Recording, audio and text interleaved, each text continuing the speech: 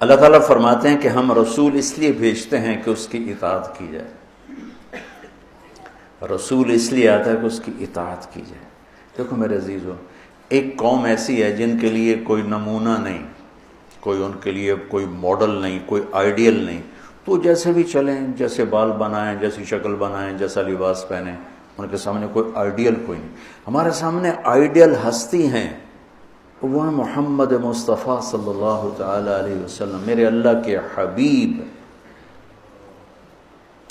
حبیب، خلیل، کلیم، ایک ہی صورت میں. الم نشرح لک صدرک. موسیٰ علیہ السلام سے اللہ نے کہا اذهب الی فرعون، جائیے فرعون کے پاس. انہوں نے کہا رب اشرح لی صدری، اللہ میرا سینہ کھول. اللہ نے کھول دیا. لیکن اپنے حبیب کو اللہ تعالیٰ نے بن مانگے فرمایا الم نشرح لک صدرک، ہم نے آپ کا سینہ کھول دیا. موسیٰ علیہ السلام نے دعا کی ویسر لی امری، میرا کام آسان کر. اور میرے نبی کو اللہ نے بن مانگے فرمایا ووضعنا عنک وزرک الذی انقض ظہرک. کلیم اور حبیب کا فرق، خلیل اور حبیب کا فرق. خلیل ابراہیم نے دعا کی وجعلنی لسان صدق فی الاخرین، میرے بعد میرا نام اچھی یادوں کے ساتھ گونجتا رہے. اللہ نے قبول کی. درود ابراہیمی ہر نماز میں پڑھتے ہیں. اپنے حبیب کو مانگنے سے پہلے فرمایا وَرَفَعْنَا لَكَ ذِكْرَكَ، ہم نے آپ کے نام کو بلند کر دیا، آپ کی ذکر کو بلند کر دیا بن مانگے. خلیل اسے کہتے ہیں جس کی محبت گڑ جائے، راسخ ہو جائے. اور حبیب اسے کہتے ہیں جس کی محبت کی انتہا نہ ہو.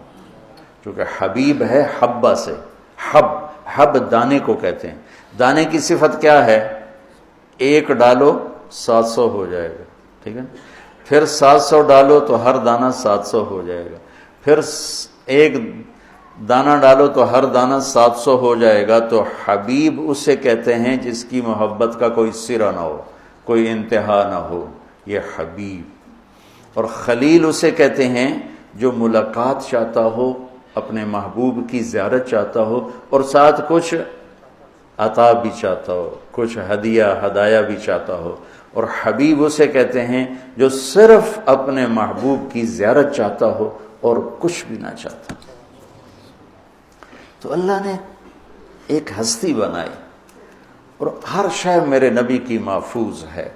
یہ واحد نبی ہیں جن کی چھوٹی سے چھوٹی ادا بھی محفوظ ہے. تو ہمارے پاس تو کوئی حجت کوئی نہیں کہ جی ہمیں تو پتہ نہیں تھا ہمارے نبی کیسے تھے، کیا کرتے تھے. نہیں، چھوٹی سی بات ہے. آپ حیران ہوتے تھے تو کیا کرتے تھے. صرف میں یہ مثال دے رہا ہوں کہ اللہ نے اپنے نبی کی زندگی کو محفوظ کیسے کیا. آپ حیران ہوتے تھے تو یوں فرماتے تھے. ہر آدمی کا اچھا یہ ہمارا اظہار، اچھا. ایک آدمی اپنے چہرے سے تاثر بتاتا ہے، ایک آدمی کو جسم کی حرکت سے بتاتا ہے. تو میرے نبی جب تعجب کا اظہار فرماتے، یہ اتنی چھوٹی بات بھی ہمارے پاس پہنچی ہوئی. جب غم کا اظہار ہوتا تو یہ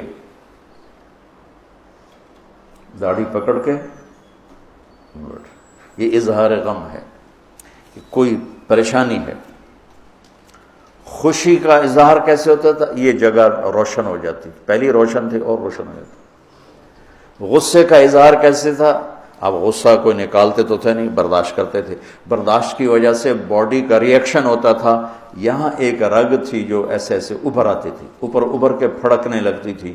اس بات کی علامت ہوتی تھی کہ آپ ناراض بیٹھے. کسی کو بلاتے تھے تو یوں نہیں کرتے تھے، کوئی دور بیٹھا ہے تو زور سے نام نہیں لینا اور ایسے بھی نہیں، بلکہ پورے ہاتھ کا یوں اشارہ کرتے تھے. پورے ہاتھ، انگلی اٹھانا عیب ہوتا ہے، یوں اشارہ فرماتے. محفل میں بیٹھتے تھے پاؤں نہیں پھیلاتے تھے، چاہے لمبی ہو چاہے مختصر ہو. کوئی دائیں بائیں سے خطاب کرتا یا رسول اللہ تو یوں نہیں کرتے تھے، پورا مڑتے تھے ایسے، پورا ایسے. چہرہ بھی دیتے تھے، سینہ بھی دیتے تھے. ہم بس اتنا ہی کر سکتے ہیں. ادھر سے مجھے مولوی عدنان بولا ہاں جی بولو، میں اتنا ہی کر سکتا، لیکن میرے نبی پورا مڑتے تھے۔ عزت دینا، اس موبائل نے لوگوں کی عزتیں خراب کر، موبائل دیکھ رہا ہے باتیں کر رہا ہے، یہ کسی انسان کی عزت ہے نا۔ اور خاص طور پر یہ جو آج کل مائیں جو ڈراموں میں گم ہیں یا اور جو چیٹنگ میں گم ہیں، بچہ آ کے بات کر رہا ہے وہ اپنے موبائل پہ لگی ہوئی ہے، یہ اس نے بچے کو ذبح کر دیا۔ توجہ فرمائیں، توجہ کی تا ہٹاؤ تو وجہ چہرہ ہے کہ یہ بوتھا شریف میری طرف کا یہ مانگ رہا ہوں۔ اس موبائل نے بد اخلاق بنا دیا۔ یہ کسی کا بھی حق ہے جب وہ مجھ سے بات کرے میں اس سے پوری توجہ دوں، اپنا چہرہ آنکھیں اس کی طرف ہوں، یہ اگلے کی عزت نفس ہے۔ انگلینڈ میں ایک ڈاکٹر تھے خالد، تو کہنے لگے آپ سے کوئی بات کرنے، میں نے کہا کریں۔